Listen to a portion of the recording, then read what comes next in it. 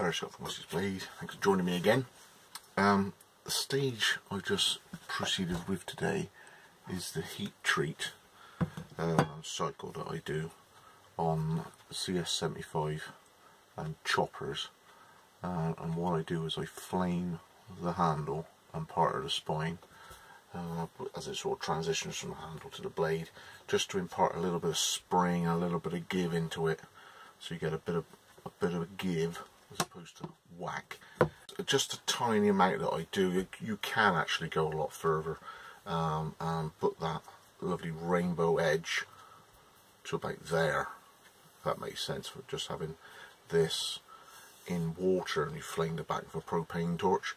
The thing is, for me, I've invested in whatever the steel is, whatever the heat treat is, and the partial bainite, and I'd like to have the hardness and the toughness most sections of the blade. So the actual spine itself, you can use it for scraping, you can use this section for scraping, you can use it for a ferro rod, you can use it hard on things like coconuts or nuts or whatever, and you can use the hardness at the end of the blade, but you've just got a little bit more yield on chopping actions in a chopper blade by me just imparting a little bit of give in the handle end. And part of the design of the knife is to have these downward dropped areas here that are sat in the water, so that is in the water there, as you can see, as it is cooled, that the colour won't run down and you won't lose the hardness of the edge.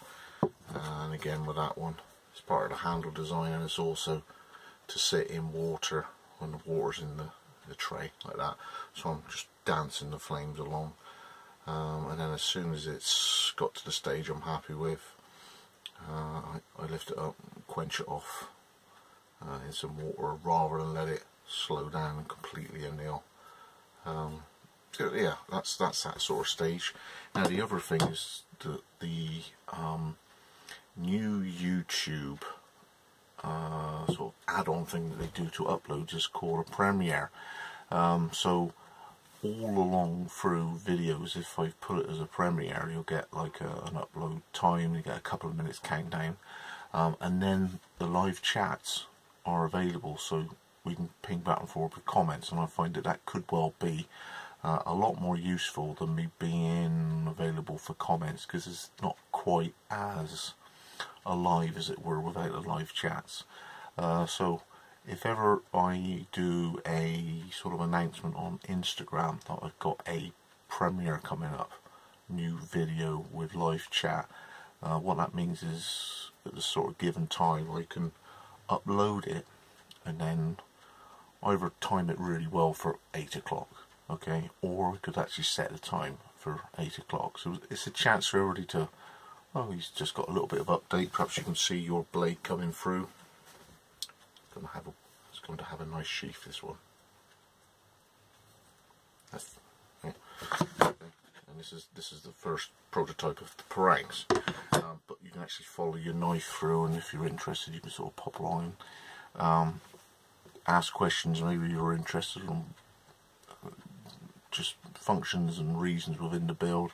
And I think it's going to be a lot more interactive by having the live chats as they're sort of climbing up through, rather than a comment and I'm there for up to an hour after the video. I can actually be online as the video's playing, as a live start with everybody watching at the same time, and we can all sort of have a bit of a chit chat together. Seems to me like a little bit more of an option. As I say, I'm not really set up for doing live vids. I'm only using the webcam, and the audio on the laptop is more for a Skype sort of thing, you know. A call is pretty useful, but when it comes to doing videos on YouTube, you really want the quality and the audio to be damn sight better. So anyway, that's the sort of stage I'm at the moment. Moved on with those there. It's a bit of a setup because I've got to completely change the whole garage around clear everything off, heat shield around the drill, find the trays, fill up the water, thermal bricks, do all the flaming and let it all cool. Obviously oil these off. So that's moved on. I've done a fair bit of admin, and then a wasp turned up, and you don't want them in over the winter because they get busy. So first kill to the parang.